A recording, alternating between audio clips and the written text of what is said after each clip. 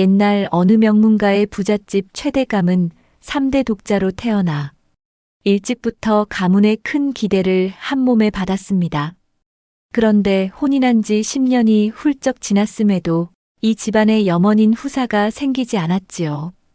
민씨 부인은 자신이 죄인이라며 서둘러 소시를 드리자고 간곡히 청했지만 최대감은 오로지 정실 부인 민씨에게서만 자식을 얻고자 했습니다. 나는 당신한테서 나온 아이가 이 집안의 가문을 잇도록 하고 싶소. 부인, 그러니 너무 애태우지 마시고 마음을 편히 가져야 회임을 빨리 하지 않겠소? 라며 늘 민씨 부인의 마음을 위로하곤 하였지요. 그러던 어느 날 민씨 부인이 암자에서 기도하고 돌아온 그날 밤 대문 밖에서 갓난아이의 울음이 들려왔습니다. 하인이 그 소리를 듣고 깜짝 놀라 문 밖으로 달려나가 보니 무명 보자기에 몇 겹 쌓인 채 달덩이처럼 복스러운 사내아이가 놓여있는 것이 아니겠어요? 하인이 조심스럽게 안고 들어오자 최대감 부부는 깜짝 놀라면서 아기를 보자 민씨 부인은 어머, 참 복스럽게도 잘생겼구나. 대감, 아무래도 부처님께서 우리에게 보내주신 아이인 것 같습니다. 거둬들여 잘 키우시지요. 라며 반갑게 아이를 바라보았습니다.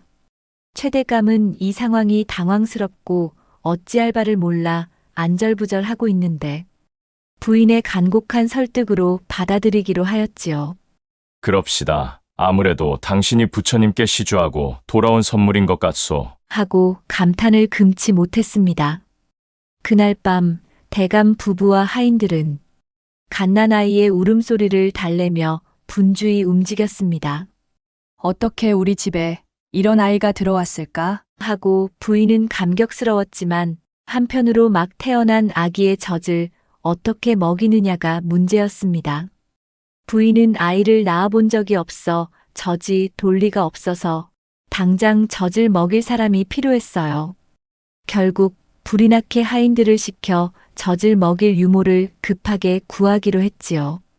마을에는 간혹 부잣집에 젖동량을 해주는 안악들이 있긴 하지만 어찌됐든 대감집에 계속 상주하며 젖을 먹이고 키워줄 유모가 필요했습니다. 다음 날 아침 수소문 끝에 사람들의 추천으로 몇몇 여인이 자청하여 대감집 문을 두드렸으나 대체로 아기 낳은 지 오래되어 젖이 말랐거나 사정이 여의치 않았습니다. 모두가 지쳐갈 즈음 허름한 옷차림을 한 여성이 대문 앞에 조심스레 나타났습니다. 혹시 유모를 구한다고 하여 왔사옵니다만 저는 이 근처 작은 마을에 사는 여주댁이라 합니다. 목소리는 차분했으며 태도가 조심스러워 보였습니다. 하인들이 영문을 물어보자 여주댁은 갓 태어난 아기를 잃은 지 얼마 되지 않아 아직은 젖이 남아 있습니다. 아기를 잃어 크게 상심했는데 혹여 다른 아이에게라도 젖을 물릴 수 있다면 조금은 위안이 되지 않을까 싶습니다. 라고 조용히 대답하였지요. 부잣집답게 까다로운 조건이 몇 가지 있기는 했지만 한시가 급한 상황이었던 터라 민씨 부인은 직접 여주댁을 불러 이야기를 나누어 보았습니다. 여주댁은 외양은 허름했으나 말투가 온화하고 눈빛이 어지럽으며 무엇보다 지금 당장 젖을 줄 수 있다는 점이 부인을 사로잡았습니다. 아기가 한창 배가 고플 텐데 지금 곧 젖을 물려줄 수 있겠는가? 민씨 부인이 간청하듯 묻자 여주댁은 흔쾌히 고개를 끄덕였습니다. 아기를 품에 안은 여주댁은 아주 능숙한 손길로 아이를 달랬습니다. 울고 있던 아기는 이내 울음을 그치고 열심히 쪽쪽 빨아 젖을 먹었지요. 이를 지켜보던 최대감 부부와 하인들은 서로를 쳐다보며 만세라도 부를 듯 기뻐하였습니다. 이 여인이야말로 하늘이 내려준 구세주라고 생각했지요. 이렇게 하여 허름한 차림새이긴 하지만 한편으로는 고상하고 차분하며 성실해 보이는 여주댁이 최대 감집 유모로 들어오게 되었습니다. 집안 어른들은 모두 하늘이 아이를 내려주시더니만 함께 돌봐줄 은인도 보내셨구나. 하고 안도했습니다. 부디 이 아이를 정성껏 잘 보살펴 주시게 우리 집안의 소중한 복덩어리라네. 최대감이 특별히 당부하자 여주댁은 깊이 허리 숙여 예를 올리며 조용히 대답했습니다. 소희는 그저 주어진 역할에 최선을 다하겠습니다. 도련님을 건강하고 안전하게 잘 보살피겠습니다. 그렇게 갓난아기와 유모가 최대 감집에 들어온 날, 마당에는 따스한 볕이 반기기라도 하듯 포근하게 쏟아졌고, 민씨 부인은 넝쿨째 들어온 행운의 한박웃음을 감추지 못했습니다. 평소 무겁던 집안 공기도 어둠을 밝히는 보름달처럼 환해져 커다란 경사가 난 집 분위기였지요. 최대감은 곧 유명한 한학자에게 특별히 의뢰하여 돌을 일깨우고 학식이 풍부하다는 뜻을 가진 도식이라고 아이의 이름을 지었습니다. 도식은 하루가 다르게 무럭무럭 건강하게 성장하였지요. 최대감 부부는 도식의 재롱에 매일 웃음꽃을 피우며 시간 가는 줄도 모르게 행복한 나날을 보냈습니다. 집안은 온통 아기의 깔깔 웃는 소리로 울려 퍼졌고 한동안 잊고 지냈던 옛 정치와 사랑이 다시 살아나는 듯 했습니다. 도식이 3살쯤 되는 어느 날 민씨 부인이 말하였어요. 도시가 네, 어머니. 이제 도시기가 젖도 뗄 겸 밤에는 이 어미하고 잠을 자는 것이 어떻겠니? 그러자 옆에 있던 유모가 화들짝 놀라며 마님, 도련님은 아직 밤에 기저귀도 갈아주어야 하고 가끔 젖을 찾는지라 마님께서 번거롭고 힘드실 겁니다. 아직은 소인과 함께 있는 것이 더 좋을 듯합니다. 여주댁, 뭘 그리 화들짝 놀라는가? 이제 슬슬 젖도 떼고 기저귀도 떼는 연습을 해야 하지 않겠는가? 도시가 어떠니? 어미하고 자겠니? 어머니 저는 싫사옵니다. 유모하고 자야 배가 고프면 젖을 먹지요. 도식의 솔직한 말에 민씨 부인은 내심 섭섭해하며 말하였지요. 도시기는 이 어미보다 유모가 더 좋구나? 어미가 서운하구나. 여주댁은 회심의 미소를 살짝 지었지요. 도식에게서 한치의 눈도 팔지 않고 돌봐주는 여주댁의 보살핌과 최대감 부부의 애지중지 넘치는 사랑 속에서 무럭무럭 자랐지요. 세월이 흘러 도식은 7살이 되어 건넌 마을 소문난 학당에 다니게 되었습니다. 대감집 애지중지 외아들이다 보니 머슴 춘복이가 매일 업고 다녔는데 그러다 보니 학당이 끝난 뒤에도 도식은 친구들과 놀 시간이 없었습니다. 친구들과 놀아보는 것이 소원이었던 도식은 어느 날 마음껏 놀 수 있는 시간을 벌기 위해 꾀를 내기로 했지요. 늘 자신의 옆을 지키고 있는 춘복이를 떼어내는 방법을 구상해냈답니다. 춘복아, 오늘 점순이가 감자를 캔다고 하더구나. 춘복이 내가 가서 도와주거라. 도식은 춘복이가 여종 점순이를 은근히 마음에 두고 있다는 사실을 눈치채고 있었지요. 점순이 얘기를 하면 분명히 갈 것이야. 하는 생각에 속으로 작전을 짠 것입니다. 도련님, 안 됩니다요. 저는 도련님 학당 수업이 끝나면 꼭 모시고 집으로 돌아가야 합니다. 점순이에게 갈 수는 없어요. 마님께서 아시면 소인놈 큰경을 칠 것입니다요. 도식은 춘복의 말에 아랑곳하지 않고 더욱 달콤하게 말했지요. 춘복아, 점순이가 그 많은 감자를 혼자서 캐려면 얼마나 힘들겠니? 내가 오면 점순이가 얼마나 좋아하겠느냐? 나는 이제 혼자서도 충분히 집에 갈 수 있단다. 그리고 학당 친구들도 있으니 함께 가면 되지 않겠느냐? 내 걱정은 말고 어서 점순이 감자 캐는 걸 도와주고 오너라. 춘복은 귀가 솔깃해졌습니다. 사실 그는 평소 점순이와 더 함께 있고 싶은 마음이 굴뚝 같았지만 집안일에 매여 마음대로 움직일 수가 없어서 답답해하던 차였습니다. 언젠가 기회가 있을 때 점순에게 마음을 두고 있다고 고백하고 싶었지만 시간이 나지 않았지요. 춘복은 잠시 망설이다가 결국 마음을 바꾸었습니다. 그럼 도련님 약속하셔야 합니다. 학당이 끝나는 대로 곧장 집으로 돌아가실 거죠? 소인은 점순이 감자 캐는 걸 도우러 가겠습니다요. 그래, 약속할게. 속으로 아싸. 를 외치던 도식은 친구들과 신나게 놀 수 있다는 생각에 콧노래까지 흥얼흥얼했습니다. 도식은 학당 수업을 마치자마자 춘복이 보이지 않는 것을 확인하고 곧장 친구들과 개울가로 달려갔습니다. 물수 제비뜨기며 물장구를 치며 따스한 볕 아래서 마음껏 뛰놀았지요. 물장난이 점점 길어지면서 옷이 흠뻑 젖어버렸다는 사실도 잊을 정도로 신이 났습니다. 어느새 해는 기울어 어두워지기 시작하자 이제는 집으로 돌아가야 한다는 생각에 도식은 슬며시 겁이 났습니다. 젖은 옷을 어쩔 줄 몰라 당황하면서도 그래도 살금살금 들어가면 들키지는 않겠지? 하는 마음으로 조심스레 대문 쪽으로 다가갔습니다. 하지만 이미 집안에서는 난리가 난 상태였습니다. 도식이 시간이 넘도록 돌아오지 않자 최대감 부부는 물론 여주댁 그리고 하인들이 모두 뒤섞여 도령을 찾아다니고 있었습니다. 내가 잘 모시지 못해서 이런 일이 일어난 거야. 라며 춘복은 발을 동동 구르며 속을 태우고 있었어요. 결국 흠뻑 젖은 옷차림으로 슬쩍 마당을 통과하려던 도식이 애타게 문 앞을 서성이던 최대감과 맞닥뜨리고 말았습니다. 도시가 어찌된 일이냐? 어디서 이 꼴로 돌아온 것이야?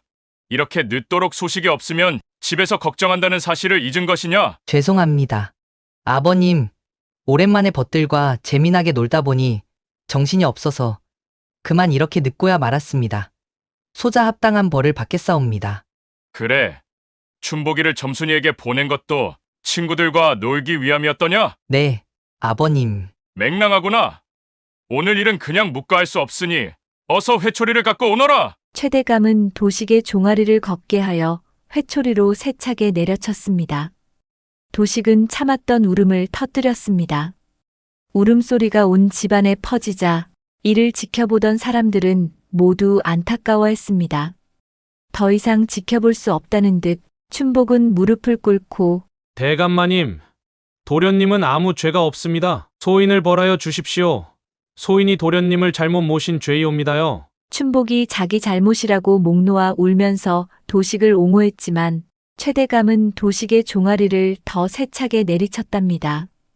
그 모습을 멀찍이서 지켜보는 여주댁은 차마 최대감 앞에 나서지 못하고 안타까워 눈물만 줄줄 흘렸습니다.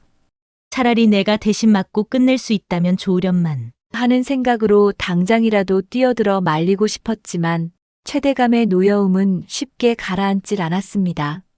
안타까워하는 여주댁을 옆에서 물끄러미 바라보던 수원댁이 말하기를 아니 여주댁이 도련님 엄마 같네. 아무리 젖을 물려 키웠다고 그리 안타까워 울 수 있는가? 라며 여주댁을 힐긋힐긋 보며 침몰아도 되냐는 듯 의심스러운 눈초리로 쳐다보았지요. 그날 밤 희미한 등잔불 아래에서 이불을 뒤집어 쓴 채로 도식은 종아리를 어루만지며 고통을 삼키고 있었습니다. 그런데 조용히 문 열리는 소리가 들리더니 여주댁이 약그릇을 가지고 들어왔습니다. 도련님, 약 발라드리러 왔어요. 도식은 애처로운 눈으로 여주댁을 쳐다봤고 애틋한 연민이 서려 있는 듯 부드러운 표정을 지어 보였습니다. 도련님, 많이 아프시지요? 앞으로는 학당 수업이 끝나면 곧장 집으로 돌아오셔야 합니다. 제 마음이 이리 아픈데 대감마님과 안방마님 심정은 얼마나 애가 타겠습니까? 그러면서 여주댁은 조심스럽게 종아리 상처 위를 부드럽게 발라주었습니다. 도련님은 훗날 훌륭한 분이 되셔야 합니다. 좋은 부모님 곁에서 얼마나 풍족하게 지내고 계십니까? 부디 이번 일을 교훈 삼아 더 이상의 실수는 없도록 하셔야 합니다. 도식은 그 말을 듣고 고개를 숙인 채 낮은 목소리로 대답했습니다. 오늘은 정말 친구들과 실컷 놀고 싶었어요. 이제는 놀고 싶어도 참고 학당 공부도 열심히 하여 부모님의 기대에 어긋나지 않도록 더욱 노력할게요. 도식의 어르스러운 대답에 여주댁은 눈시울이 뜨거워졌습니다. 우리 도련님이 벌써 이렇게 성장하였다니 도련님은 훌륭하게 잘 크실 거예요. 도식은 여주댁의 따뜻한 위로에 순간 울컥했습니다. 걱정을 끼쳐 죄송합니다. 유모, 이제부터 정말 잘할게요. 여주댁은 살짝 미소를 지으며 도련님, 오늘은 이 유모가 옆에서 함께 자드릴까요? 라며 청하자 도식은 기다렸다는 듯이 오늘은 오랜만에 유모 품에서 자면 좋을 것 같아요. 참으로 오랜만에 여주댁의 품으로 들어간 도식은 아픔도 잊은 채 새근새근 포근한 잠이 들었지요. 그렇게 세월이 흘러 어느덧 도식이 청년이 되었답니다. 한문과 경전, 과거 시험 준비에 한창 열을 올리던 도식은 늦은 밤까지 이어지는 공부 탓에 자꾸만 졸음이 몰려왔지요. 도식은 머리를 맑게 할 겸 밖으로 나갔습니다. 칠흑같이 어두운 밤 다들 고요히 잠들어 있는 시간에 싸늘한 바깥 공기에 정신을 가다듬으려 도식은 마당을 거닐고 있었습니다. 그러다 우연히 부모님이 머무는 안채 근처를 지나게 되었지요. 마침 방문이 살짝 열려 있어 불빛이 새어나오는 틈으로 부모님의 대화가 밖으로 새어나왔습니다. 아주 조용히 그러나 또렷하게 들려오는 말소리에 도식은 걸음을 멈추었어요. 우리 도식이가 의젓하게 잘 자라주니 얼마나 감사한지 모르오. 처음 업둥이로 데려왔을 때만 해도 과연 이 아이가 우리 가문을 빛낼 수 있을까 걱정도 컸다오. 그러게 말입니다. 보자기에 쌓인 채 대문 밖에 버려져 울던 아이가 이렇게 건강하고 듬직하게 자라서 과거 시험까지 준비하다니요. 이 모두가 부처님의 뜻이 아니겠습니까? 도식은 업둥이라는 말에 가슴이 쿵쾅 내려앉았습니다. 늘 부모님 곁에서 아낌없는 사랑을 받으며 이 집안을 이어나갈 존재임을 굳게 믿었는데 도대체 무슨 소리인지 머리가 혼란스러웠습니다. 처음 집안으로 들여올 때는 어느 가문의 자식인지 몰라 걱정했는데 지금 보니 예절이며 글 공부며 어느 하나 빠지는 것 없으니 참으로 기쁘기만 하오. 장원급제하여 훗날 큰 자리에 올라 가문을 빛낼 게 분명하오. 그러게 말이에요. 비록 친자식은 아니더라도 친자식 이상으로 키웠으니 도식이가 훗날 훌륭하게 학문을 펼치고 가문을 빛낸다면 더할 나위 없이 기쁜 일이지요. 몸이 굳은 채로 얘기를 듣고 있던 도식은 자신이 업둥이이고 친자식이 아니라는 말에 그제야 부모님의 말씀이 무슨 뜻인지 깨닫게 되었지요. 이 집안의 혈육이 아니라 보자기에 쌓여 대문 밖에 버려진 아이였다는 사실을 알게 된 것이지요. 도식은 엄청난 충격으로 온몸이 얼어붙어 한동안 움직일 수 없었습니다. 얼마나 시간이 지났을까 후들거리는 다리로 겨우겨우 발을 옮겨 자신의 방으로 돌아온 도식은 내가 업둥이라니. 지금 부모님이 내 친부모가 아니었다니. 혼란스러운 생각들이 도식의 머릿속을 맴돌았습니다. 부모님과의 행복했던 기억들이 주마등처럼 지나가면서 두 손으로 귀를 막고 머리를 흔들며 자리에 주저앉아 애써 감정을 추스르려 했습니다. 어떡하지? 앞으로 어떻게 해야 할지 막막하기만 하였습니다. 풍운의 꿈을 그리며 스스로 결심했던 과거 시험 준비, 늘 다정하고 포근한 미소로 사랑을 주는 부모님의 모습, 갓난아기를 버린 친부모에 대한 궁금증 등으로 머릿속은 온통 복잡하기만 했습니다. 부모님께서는 나에게 진정한 사랑을 주셨는데 눈시울이 점점 붉어져 잠을 청할 수가 없었지요. 도식은 자신에 대한 정체성과 가문에 대한 자신의 역할, 그리고 부모님에 대한 감정을 어떻게 정리해야 할지 고민에 빠졌지요. 또한 곧 닥쳐올 과거 시험을 앞두고 있었으니 엄습하는 무게는 한층 더 무거웠습니다. 출생의 비밀을 알게 된 뒤로 도식은 생각이 복잡해져 며칠을 잠을 이루지 못했습니다. 결국 도식은 혼란스러운 감정을 추스르지 못하고 괴로움을 잊기 위해 홍등가를 드나들며 기생들과 술에 취해 방탕한 생활을 이어갔답니다. 그리하여 도식은 순간의 위안을 얻었지만 가문의 품위를 해친다는 사실도 술이 깨면 더 깊은 허무함이 밀려온다는 것도 깨닫지 못했습니다. 누가 날 낳았는지 어디에서 왔는지 아무도 모른단 말인가? 다들 아무렇지도 않은 표정인데 나만 이렇게 미칠 것 같단 말이야. 도식의 이러한 변화는 온 집안의 근심거리가 되었습니다. 최대감과 부인은 아이가 과거 시험을 준비하느라 부담감에 지쳐 그런 게 아닌가? 하며 대수롭지 않게 여겼지만 날이 갈수록 도식이 학당에도 나가지 않고 밤늦게 기생집에서 돌아와 술에 취해 쓰러지는 일이 잦아지자 어쩔 줄 몰라 당황했습니다. 어느 날 저녁, 그날도 술에 잔뜩 취해 뒷문을 통해 비틀거리며 들어오는 도식을 보자 기다리고 있던 민 씨 부인이 놀란 표정으로 다가와 다그쳤습니다. 도시가 도대체 무슨 일이 있기에 날마다 술에 빠져 지내느냐? 무슨 일인지 이 어미에게 말 좀 해보거라. 도식은 고개를 떨구며 말을 얼버무렸습니다. 아무 일도 아닙니다. 어머니, 그냥 조금 답답해서 그렇습니다. 그때 안채에서 목소리를 높이며 나오는 최대감이 보였습니다. 대감은 도식의 흐트러진 모습에 눈살을 찌푸리고 다소 엄한 어조로 물었습니다. 이게 무슨 꼴이더냐? 과거 시험을 앞두고 어찌 밤낮으로 술과 기생을 쫓는단 말이냐? 무슨 고민이라도 있으면 말해보거라! 그러나 도식은 대감의 물음에도 분명한 답을 내놓지 못했습니다. 그저 고개를 떨군 채 자신도 감당하지 못할 감정의 무게에 눌려 아무 말 없이 고개를 숙여 어색한 인사를 하고 자신의 방으로 물러났습니다. 그 뒤로도 도식의 생활은 한동안 계속 방탕하게 흘러갔습니다. 이를 지켜보는 여주댁 역시 안절부절 못하며 하루하루 상심이 깊어갔습니다. 도식의 고통스러운 표정 하나하나가 그대로 자신의 상처가 되었지요. 도련님께서 무슨 이유로 이리도 마음을 놓아버렸는지 내 알 길이 없구나. 차라리 내가 그 아픔을 대신할 수 있으면 좋으련만. 도식이 술에 취해 휘청거리며 대문을 들어서는 모습을 보면 여주댁은 재빨리 그를 부축하러 다가가 보았지만 도식의 시선은 늘 초점 없이 먼 곳을 향해 있었고 자기를 달래려는 여주댁의 손길을 무심하게 뿌리치기가 일쑤였습니다. 여주댁은 그런 모습이 안타깝고도 가슴 아팠습니다. 마치 자식이 타락의 길로 빠져드는 걸 손 놓고 지켜보는 어미의 심정 같았지요. 어느 날 새벽 도식은 그날도 처진 모습으로 술에 취해 휘청거리며 방 안에 들어섰습니다. 문을 살그머니 열고 여주댁이 작은 사발에 담긴 꿀물을 들고 들어왔습니다.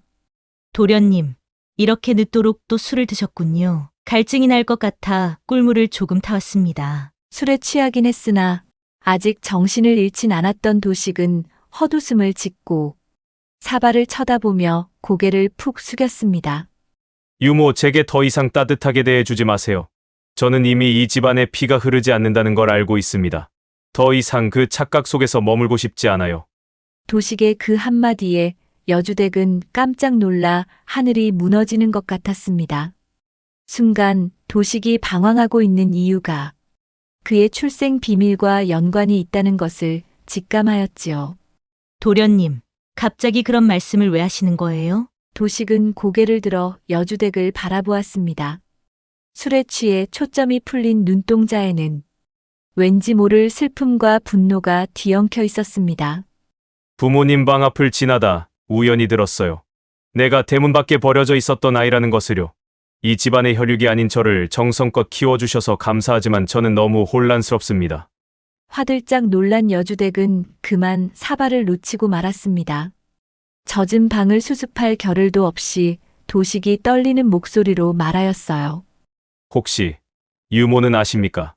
제가 어디서 왔는지, 누구의 자식인지 아시면 제발 알려주세요. 여주댁은 순간 몸이 굳어버렸습니다. 도식은 한숨과 울음이 뒤섞인 목소리로 내뱉었습니다. 제가 뿌리도 모르고 부모가 어떤 사람인지도 모르는 현실이 너무 싫습니다. 내 부모는 왜 나를 버렸을까요? 차라리 사실을 모르고 살았다면 좋았을 것을. 여주댁은 떨리는 손을 애써 진정하며 도식의 어깨를 다독였습니다. 꼭 자신의 아이를 어루만지듯 따뜻하고 포근한 손길이었지요. 도련님, 아마도 버린 것이 아니고 더 좋은 댁에 보내드렸을 거예요. 도련님은 이 집안의 훌륭한 아드님이십니다. 가문의 위신과 채통을 잃으면 대감 어른과 부인 마님께서 얼마나 속상하시겠어요? 이 집안에서 도련님을 아끼는 마음은 모두가 피를 나눈 가족처럼 진실하답니다. 그것만은 믿어주세요. 도식은 결국 한숨과 함께 고통스러운 표정으로 고개를 떨구었습니다. 여주댁이 조용히 흘린 눈물이 바닥에 떨어지자 도식은 복받치는 서름에 여주댁의 가슴에 얼굴을 묻고 흐느꼈습니다. 그렇게 두 사람은 한동안 말없이 서로의 슬픔과 아픔을 나누었습니다. 다음 날 밤 도식은 그날도 어김없이 한껏 취해 적막한 방 안에 홀로 앉아 있었습니다. 그때 숨죽인 발소리가 문 밖에서 들려왔지요. 곧 방문이 천천히 열리더니 여주댁이 굳은 모습으로 들어왔습니다. 평소의 온화한 표정과는 달리 그녀의 눈빛에는 무언가 중대한 각오를 한 듯한 표정이었습니다. 아니, 유모. 이 늦은 시간에 무슨 일로? 한 걸음 다가온 여주댁은 도식의 곁에 조용히 앉았습니다. 그녀는 한숨을 고른 뒤 떨리는 목소리로 말을 꺼냈어요. 도련님, 어느 마을에 가난하지만 매우 기계가 넘치는 선비가 살았답니다. 그런데 그 선비가 모함으로 인해 영무에 휩싸이는 바람에 억울하게 죽임을 당했지요. 혼이 난 지 얼마 되지 않아 정을 붙일 겨를도 없이 세상에 의지할 사람이라곤 하나뿐인 서방님을 잃게 된 아내는 이미 뱃속에 아이를 가지고 있었어요. 여주댁의 얘기가 깊이 심금을 울리고 있어 도식은 취했어도 귀를 기울이지 않을 수 없었습니다. 남편이 죽임을 당하자 그 아내는 뱃속 아이만이라도 살리겠다고 정처 없는 길을 떠났지요. 가진 것 없는 빈털터리로 떠돌다가 결국 혼자서 아이를 낳게 되었지만 그 아이를 키울 형편이 못 되었어요. 여주댁은 얼굴을 살짝 숙인 채 계속 이야기를 이어갔습니다. 그 여인은 어떻게든 아이만은 살려야겠다고 결심했지요. 그때 마침 아기를 간절히 원하는 부잣집이 있다는 소문을 듣게 되어 밤이 깊었지만 대문 앞에 조심스레 아기를 두고 갔지요. 여주댁은 말을 잇지 못하고 잠시 흐느끼다가 눈물을 훔치며 입술을 깨물었습니다. 그 여인은 아기가 눈에 밟혀 발길이 떨어지지 않아 멀리 떨어져 몰래 지켜보다가 마침 유모를 구한다는 사실을 알게 되어 결국 그 아이의 유모가 되었답니다. 그 아이를 정성으로 키워주며 곁에서 성장하는 과정을 지켜볼 방법을 택했던 것이지요. 어미로서 떳떳하게 키워주지는 못할지라도 한시라도 옆에 두고 돌봐주고 싶었기 때문이었어요. 이제 도식은 이 이야기가 낯선 남의 얘기가 아님을 직감했습니다. 머릿속에서 몇 가지 퍼즐 조각이 맞춰졌습니다. 그러자 가슴이 쿵쿵 뛰고 조여왔지요. 세상에 이럴 수가. 하며 아무 말도 못했지만 고개를 들어 여주댁이 입술을 깨물고 바르르 떠는 모습을 지켜봤습니다. 그 아이가 자라는 모습을 곁에서라도 지켜볼 수 있다면 이 모진 세상에서 받은 상처를 달래고 조금이나마 위로가 될 거라 믿었지요. 이야기를 마치자 여주댁의 눈에서 눈물이 왈칵 쏟아졌습니다. 그녀는 손으로 입을 가린 채 숨죽여 울음소리를 내지 않으려 애썼지만 흔들리는 어깨가 모든 걸 말해주고 있었습니다. 도식은 그 아기가 바로 자신임을 직감하였습니다. 모든 궁금증이 풀려 확실히 깨닫게 되자 너무나도 큰 충격에 도식은 말없이 여주댁을 바라보다가 자신도 모르게 여주댁의 품으로 와락 안겨서 하염없이 눈물을 흘렸어요. 유모. 아니, 어머니. 도식은 그저 울분인지 서글픔인지 모를 뜨거운 눈물을 떨구었습니다. 아무런 대답도 필요 없는 순간 둘은 서로가 가진 상처를 마주한 채 더 이상의 위선도 숨김도 없이 하염없는 눈물만 흘렸습니다. 도식과 여주댁 사이에는 그동안 다 못한 모자간의 정이 느껴졌습니다. 도식은 한참이나 흐느끼다 눈물 섞인 목소리로 조심스럽게 말했어요.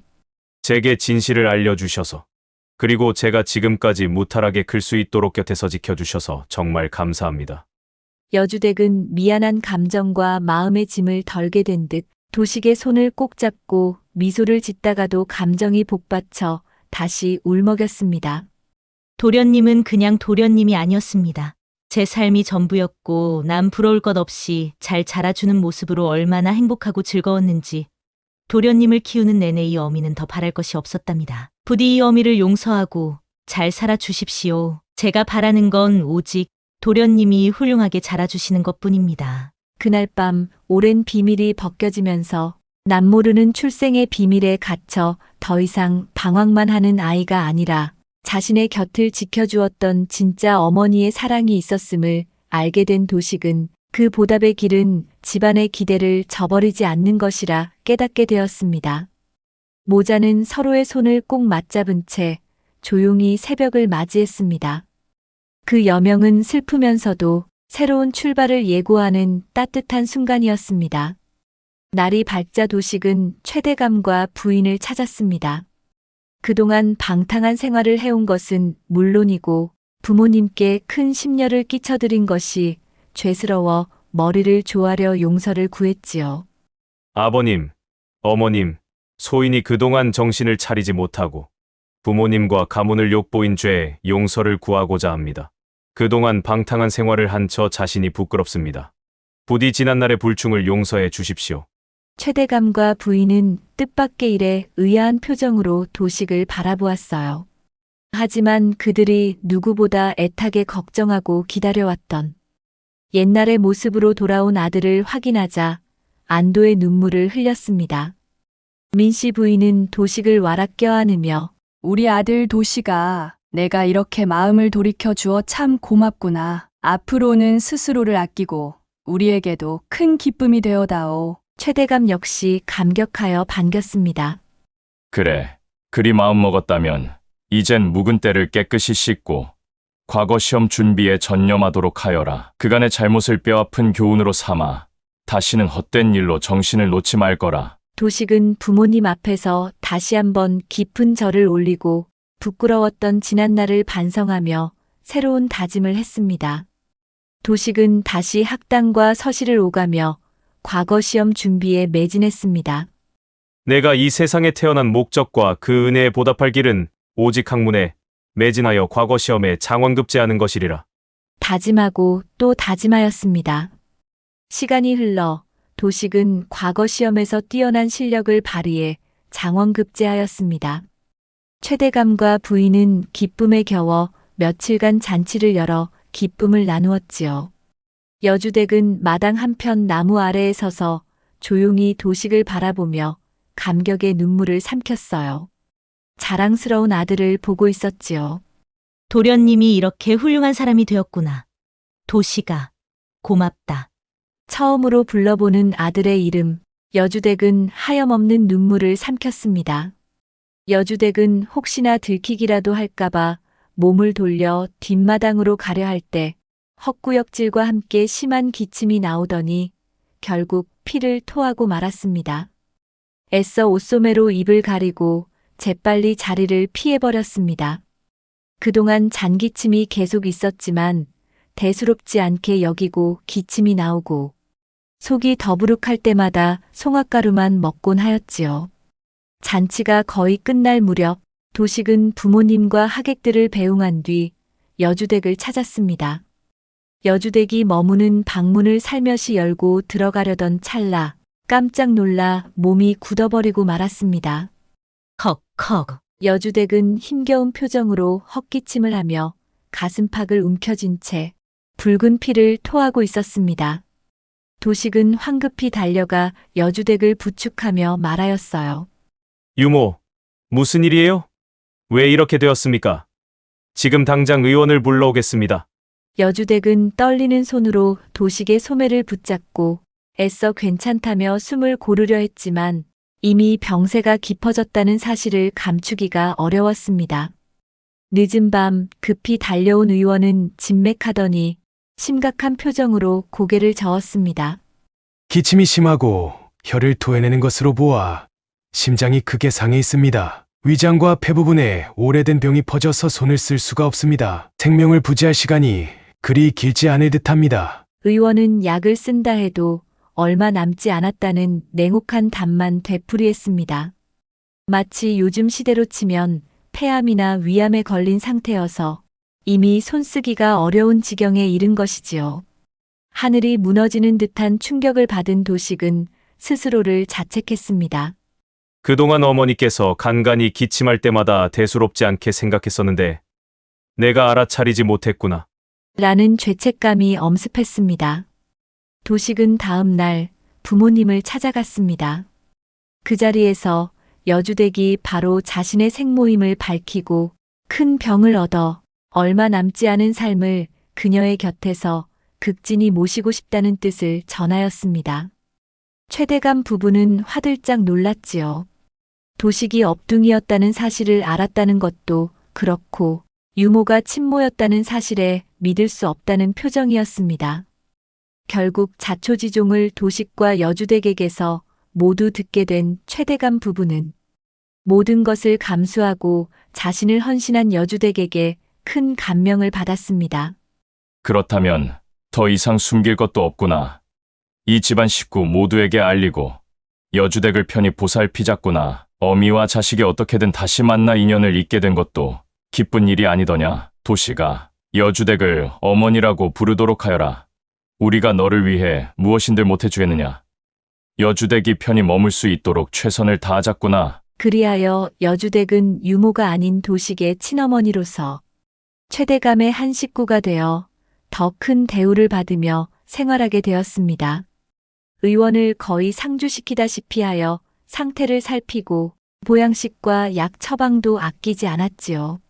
쇠약한 몸으로도 여주댁은 도식을 볼 때마다 두 손을 꼭 잡고 그냥 부드러운 표정으로 웃기만 하였지요. 그때마다 도련님, 아니 아들아. 내가 이렇듯 훌륭하게 자라주어 나는 더 이상 바랄 게 없구나. 이제야 진정한 어미와 자식이 되었으니 이 어미는 한없이 행복하단다. 고했지요. 도식은 주어진 시간이 길지 않다는 것을 알기에 시린 가슴을 내색하지 않고 더욱 정성을 다하여 어머니 곁을 지켰습니다. 야속하게 병은 더욱 빠르게 진행되어 여주댁의 증상은 급속도로 악화하였고 거의 움직일 수 없게 되었을 무렵 배시시 미소를 지으며 도식의 손을 꼭 잡고 마지막 인사를 건넸습니다. 아들아, 이렇게 버틸 수 있었던 건 모두 너의 덕이란다. 내 남은 생이 짧아도 너의 얼굴 보며 지냈으니 여한이 없구나. 여주댁의 눈에 눈물이 글썽거리자 도식은 끝내 절규하며 흐느껴 울었습니다. 최대감 부부도 함께 울먹이며 마지막 이별의 순간을 함께 하였습니다. 결국 여주댁은 모두가 지켜보는 가운데 조용히 눈을 감았습니다. 짧은 생이었지만 가장 소중한 아들을 평생토록 지켜볼 수 있었기에 행복한 삶이었지요. 도식과 최대감 부부는 비통한 마음을 가라앉히고 온 정성을 다해 장례를 치렀습니다. 여주댁을 최씨 가문의 선산에 모시는 데에 이견이 없었습니다.